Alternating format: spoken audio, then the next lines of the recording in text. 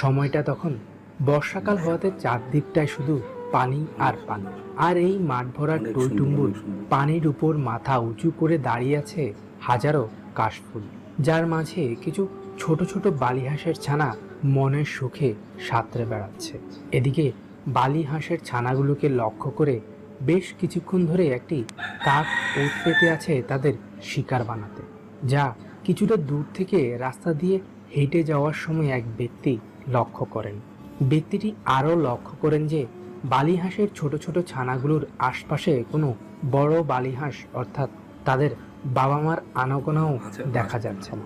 বেশ কিছুক্ষণ ধরে দাঁড়িয়ে দাঁড়িয়ে পর্যবেক্ষণের পর শেষমেশ তিনি ছানাগুলোর বাবা মাকে আশেপাশে কোথাও খুঁজে না পেয়ে তিনি ছানাগুলোকে তার সাথে করেই নিয়ে আসেন ঘরের মাঝে।